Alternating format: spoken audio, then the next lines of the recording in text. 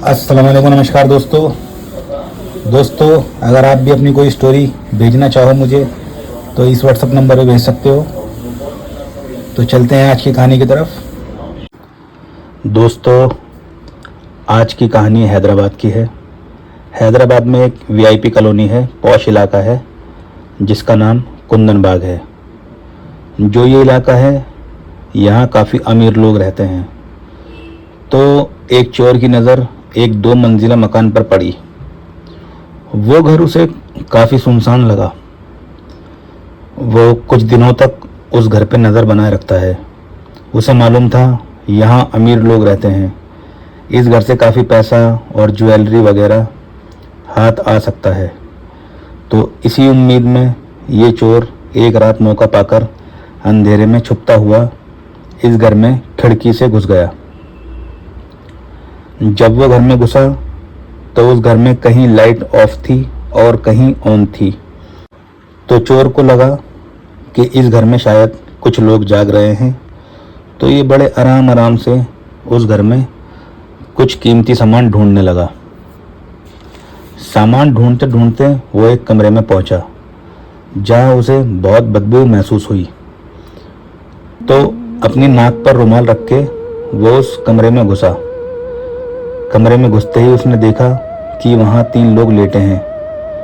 वो उनके पास गया तो उसने देखा कि उनकी बॉडी और चेहरे सड़ चुके हैं, शरीर लगभग गल चुका था। वो तीनों महिलाएं थीं। एक माँ थी जिसकी उम्र 50 साल से ज़्यादा थी और बाकी दोनों इनकी बेटियां थीं। उन तीनों के चेहरे इतने भयानक हो चुके थे कि ये चोर बुरी तरह डर गया और बहुत तेज़ी से गिरता पड़ता उस घर से बाहर आ गया। और बाहर आने के बाद उसने पहले लंबी लंबी सांसें ली और सोचने लगा कि जिन्हें मैंने अभी देखा है क्या वो इंसान ही थे, और अगर ये इंसान मर ही चुके हैं तो इनकी बॉडी यहाँ क्यों पड़ी सड़ रही है। वो चोर इतना डर गया था कि यहाँ से भागकर वो सीधा पुलिस स्टेशन गया। वो पुलिस स्टेशन इसलिए गया क्योंकि उसके मन में ये डर बैठ गया था कि किसी ने अगर उसे घर में घुसते या घर से निकलते हुए देख लिया होगा तो उन तीनों लाशों का इल्ज़ाम उस चोर पर आ जाएगा कि इसने ही इन तीनों को मारा है, जबकि उस चोर ने ऐसा कुछ भी नहीं किया था। जब उसने ये बात पुलिस वालों को बताई तो पुलिस उस चोर को लेकर उस घर में पहुंची। तो पुलिस को लगा कि इन तीनों को इस चोर ने कुछ दिन पहले मार दिया होगा और आज अपने आप को बचाने के लिए झूठ बोल रहा है। पुलिस को उस घर में जगह जगह खून के निशान मिले और जिस रूम में वो 3 लाशें पड़ी हुई थी वहां से उन्हें एक बोतल मिली जिसमें कुछ फिनाइल जैसा पदार्थ था। अब पुलिस अपनी तफ्तीश शुरू करती है। फोरेंसिक रिपोर्ट आने से पता चला कि ये तीनों लाशें करीब 3 महीने पुरानी हैं, यानी इन तीनों की मौत करीब 3 महीने पहले हो चुकी थी। फिर पुलिस ने उनके पड़ोसियों से बातचीत करना शुरू की, पर पड़ोसियों ने जो उनके बारे में बताया वो सुनकर पुलिस भी हैरान रह गई। वो सोचने लगे कि इनके पड़ोसी कहीं पागल तो नहीं हो गए हैं। पुलिस ने जब उन पड़ोसियों से पूछा कि ये जो सामने वाले मकान में 3 महिलाएं रहती थीं, क्या आप लोग उन्हें जानते हो? तो पड़ोसी बोले, हाँ, मैंने इन्हें कल देखा था। कोई बोला, मैंने परसों देखा था। पुलिस वाले परेशान हो गए कि जो लोग 3 महीने पहले मर चुके हैं उन्हें इन लोगों ने कल परसों में कैसे देख लिया। तो पुलिस ने उनसे पूछा कि तुमने इन्हें कहाँ देखा था? तो पड़ोसियों ने बताया कि ये तीनों काफ़ी साल से अपने घर का चक्कर लगाती रहती थीं। इनके घर के चारों तरफ गार्डन था और बीच में मकान बना हुआ था। तो ये उस गार्डन में टहल टहल के घर के चक्कर लगाती रहती थीं। इनके हाथ में मोमबत्ती होती है और दोनों बेटियों के हाथ में एक बोतल होती है जिसमें लाल रंग का कुछ होता है जो खून जैसा दिखता है। तो पुलिस ने पूछा कि तुमने उन्हें आखिरी बार कब देखा था? तो वो पड़ोसी बोला, कल भी देखा था।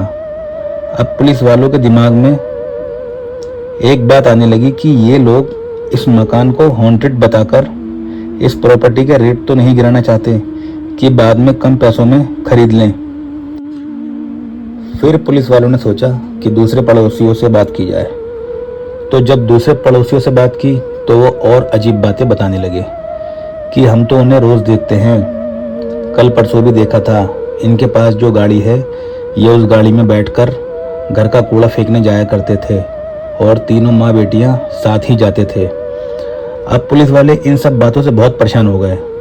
उन्होंने सोचा कि इस घर की ओर अच्छी तरह से तलाशी ली जाए, शायद कुछ ऐसा मिल जाए कि जिससे ये केस समझ में आए।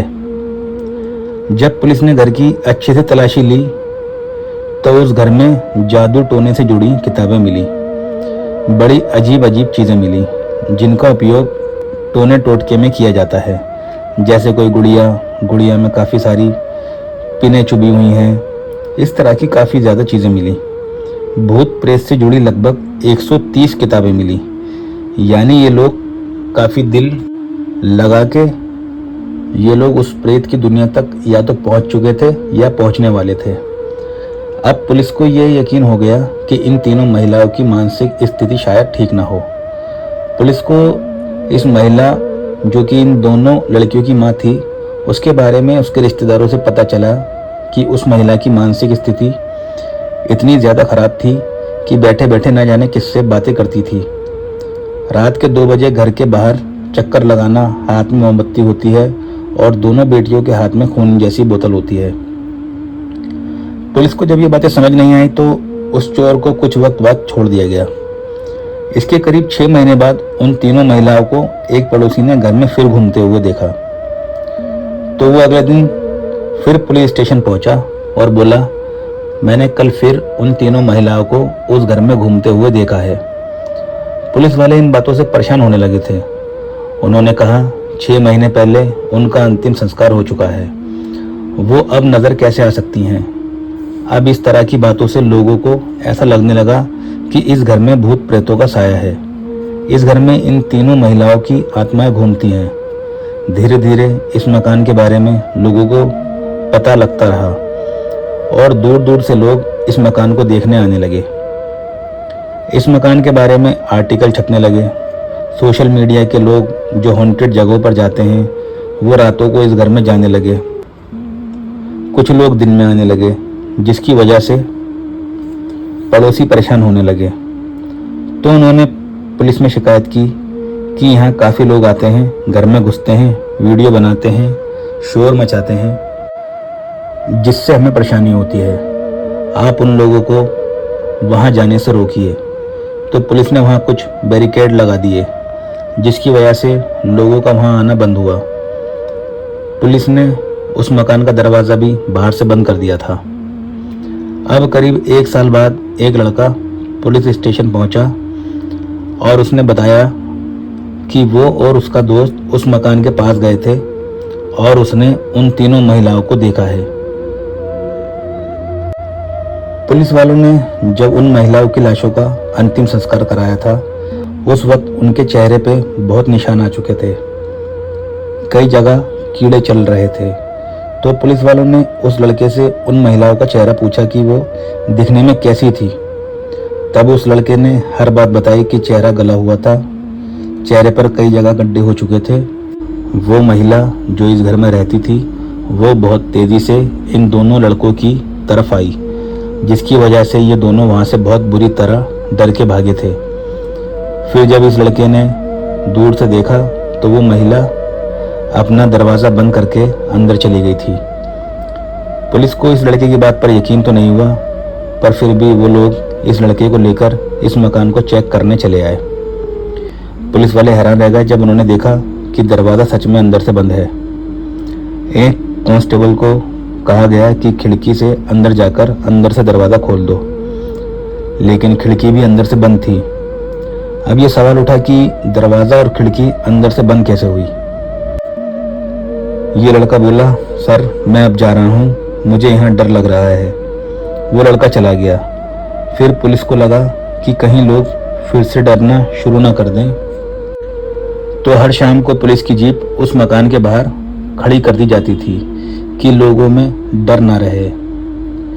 इसी तरह कुछ दिन बीते, फिर पुलिस ने वहाँ खड़ा होना बंद कर दिया। इसके बाद फिर लड़कों ने उस मकान में घुसना शुरू कर दिया। सबको ये हॉन्टेड मकान देखना था। फिर पड़ोसी परेशान होने लगे तो उन्होंने अपनी प्राइवेट सिक्योरिटी रखी जो इन लोगों को वहाँ ना जाने दें।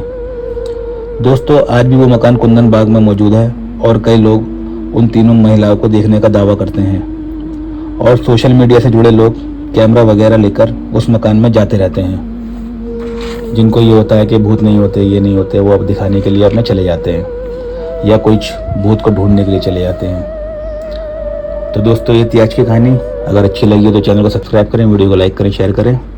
मिलते हैं अगली वीडियो में। खुदा हाफिज़।